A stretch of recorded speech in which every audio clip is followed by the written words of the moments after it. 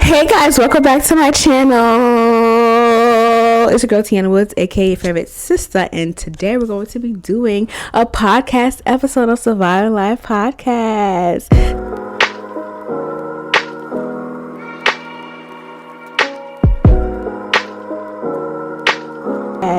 Today we're going to be talking about 5 reasons on why it's important for you to date yourself. Yes, girl, date yourself, whether you're in a relationship or you're single. Currently, I am dating myself, and it's been very, very therapeutic, very, very nice.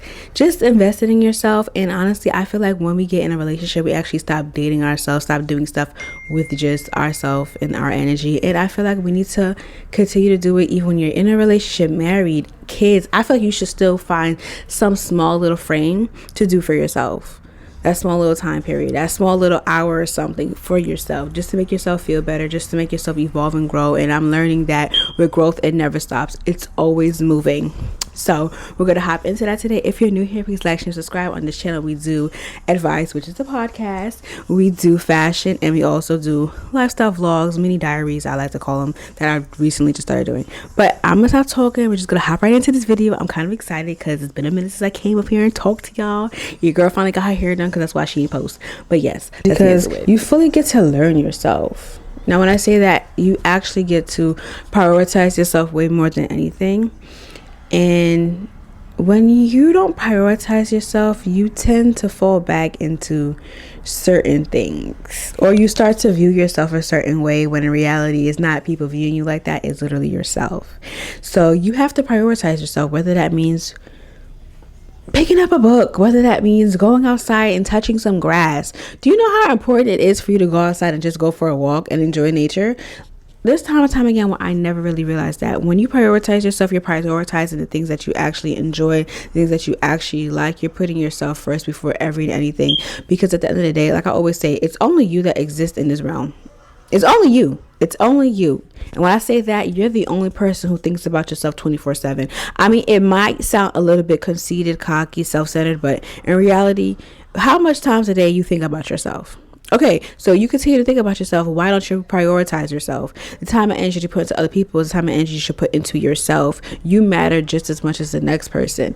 I know for some people who are like more of selfless, meaning like you just be open-ended to anybody.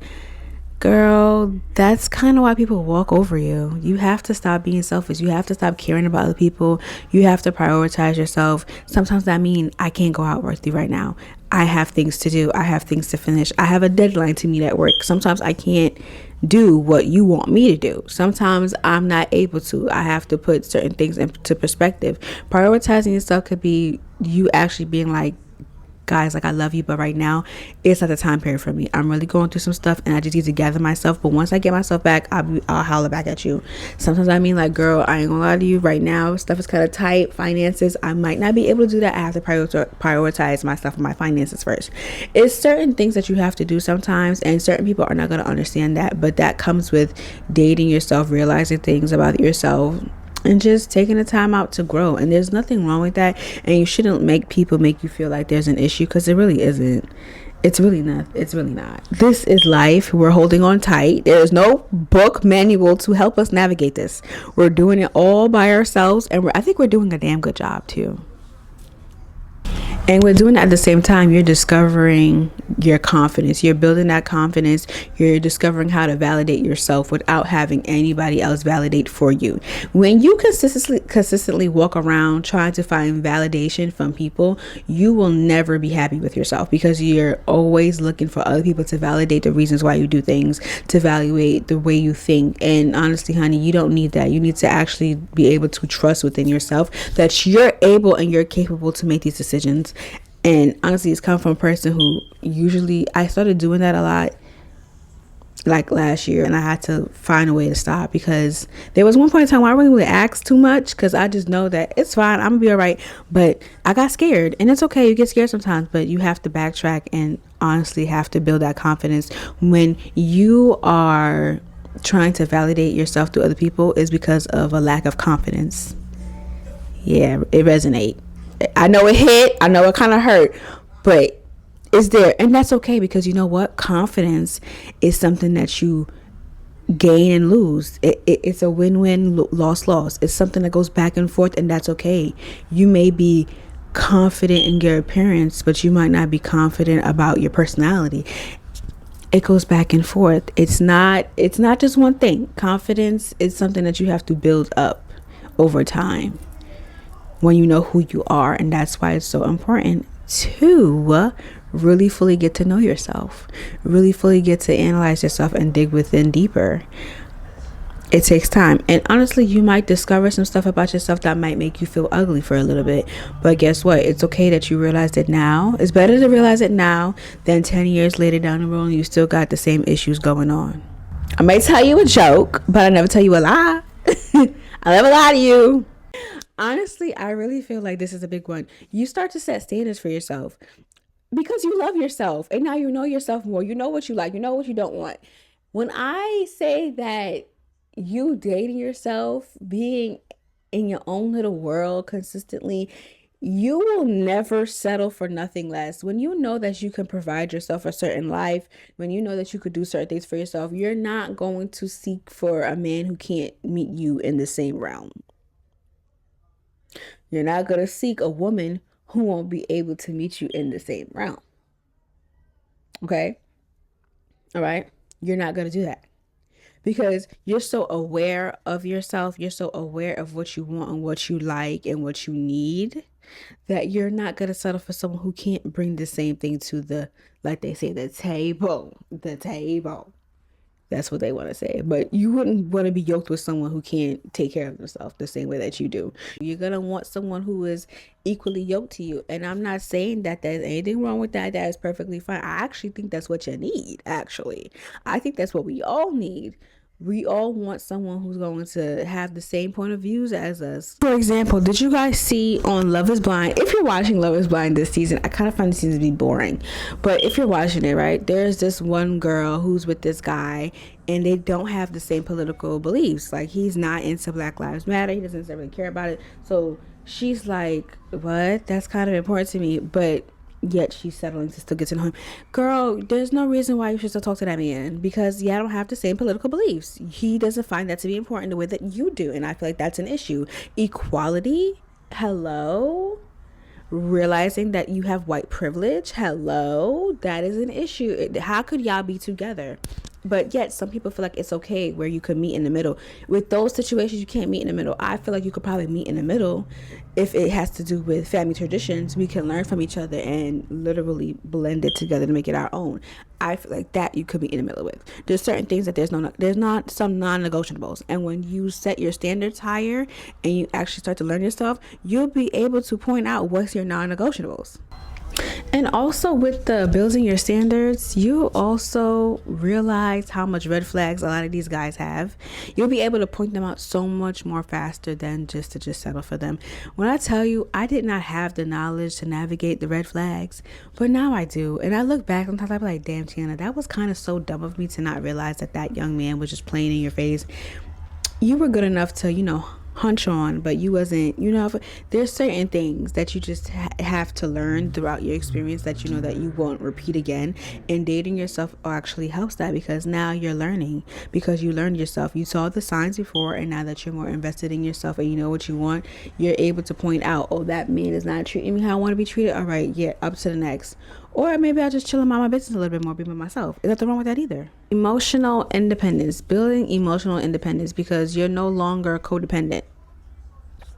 And I'm speaking to someone who's watching this because I feel like a lot of people, male and female, woman or a man, feel as if they're in a relationship that might be codependent.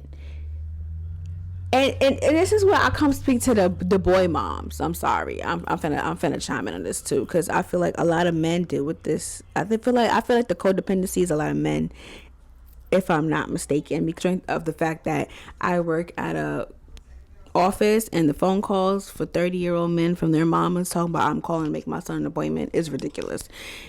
I feel like both men and women need to know how to be independent. I really do, because at the end of the day, when you want to move out your house and you have things that you want to accomplish in life, you have to accomplish them for yourself. So that means when you get your own apartment at the age of what, 30, do you think who's going to be cooking? Who's going to be cleaning? Who's going to be putting groceries in the house? Who's going to be making them phone calls to pay rent? Who's going to be collecting the light bill? Who's going to be doing that? It's going to be you. So I feel like you need to have a sense of urgency and independency regardless of what, because you don't need to be codependent on nobody, because at the end of the day, you have yourself. Whether if you are married or not, it should always be a sense of independence. You always need a sense of independence on both ends of the spectrum. I feel like a man should be independent and a woman should be independent, because at the end of the day, when you don't have the other significant other, all you have is yourself. So you need to be able to depend on yourself. You need to be able to have a logical moment of thinking for yourself. You need to know how to do things for yourself. You need to know how to take care of yourself. That way, when the next person comes in, it's like, oh, okay, they know how to take care of themselves. They're doing good. The person then adds to that. It doesn't then feel like this person is raising you. It feels like the person is adding to what you already have. And I feel like that is something that is very much a struggle right now for men, more so for men. More so for men.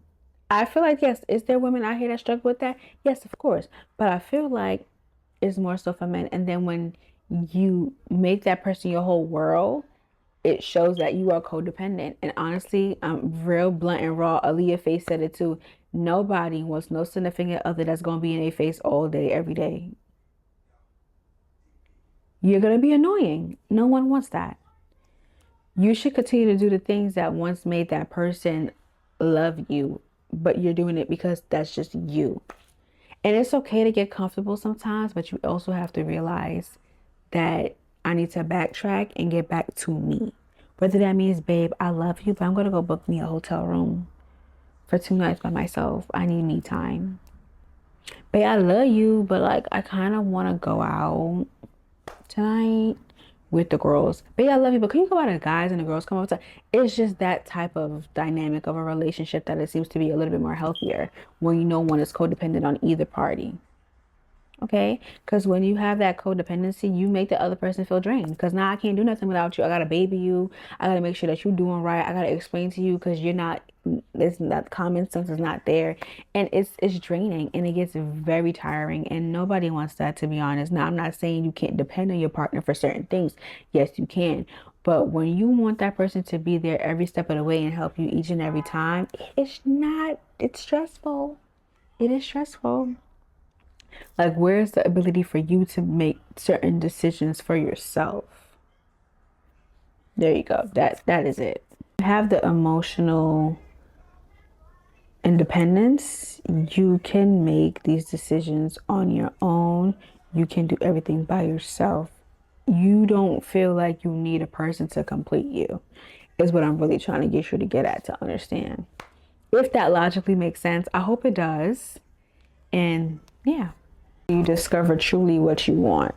When you discover truly what you want, that means in values, relationships, careers, everything underneath one branch, everything that you want in life, because you're taking the time out to assess yourself. Now, I'm going to talk to y'all about what recently happened to me, because this was something that was just like a little bit like, I had a mental breakdown, because I was just like, yo, like, I feel like everything right now is not, like, in my life is not right. Love life's trash, but that's perfectly fine because I'm okay with that right now. Love life is trash. Not full blown in my part of my influencing career that I want to be at. I'm sick and tired of this damn job with these people out here. I want to leave. Been applying like crazy to get out, and I feel like I'm getting drawn away from my fashion content.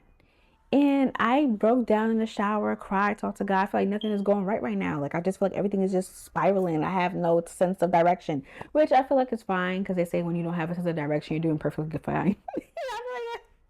And I was just like, what am I supposed to do? Like, and then I was editing. I sat down, I was editing this video that I want to post for you guys, but I decided I'm not posting it because I don't like how it came out. So I have to redirect it. And I was like, oh my gosh, like, am I losing my feel for fashion? And I had God talk to me a little bit, and it was just like, stillness and silence. because I'm in this time period of dating myself and I'm actually single and stuff like that. So like, which is the silence. And I was like, I don't like, it's not that I hate fashion. I love fashion. I still have a love for it. I love it. But what I like to do most is yap. I love to yap all things politics, culture. I like to put people in their place to give them a little bit of sense of knowledge. I love to yap. I love to talk about every and anything. You could never get me to stop talking, as you guys can see. I love to talk. I'm a yapper. I love to yap. And that's really what I want to do so much. Like, I like to come up here and talk to you guys. I get so excited just to come up here and talk to you guys about whatever topic is rambling in my brain. And I know that it can help somebody. I really get excited about doing that. I actually enjoy yapping. I love this. This is just me to sit down and to talk. It feels like I'm on FaceTime with you. It feels like I'm like your open book diary of your thoughts. And, like I just really actually enjoy this. And I was like, yeah, I think that self-improvement, motivational speaking, and advice is really what I'm drawn to now at the age of 26. And honestly, I don't think I would have discovered that fully if I wasn't in this season of singleness, isolation, and dating myself for real. I don't think I would have realized that. And don't get me wrong, I'm still gonna put on my fashion content because I actually do enjoy dressing. Okay, something about putting on a little cute little outfit and put stuff together to make it look cute. But I really do love sitting down and just talking to you guys. And that came with me actually being in isolation, me being in stillness, me talking to God, me just having a little breakdown. And I was grateful for that, actually, you know. And I hope that you understand what I'm saying now when it helps you find your values, it helps you find what you want to do, it helps you try to navigate when you actually fully take the time out to know yourself.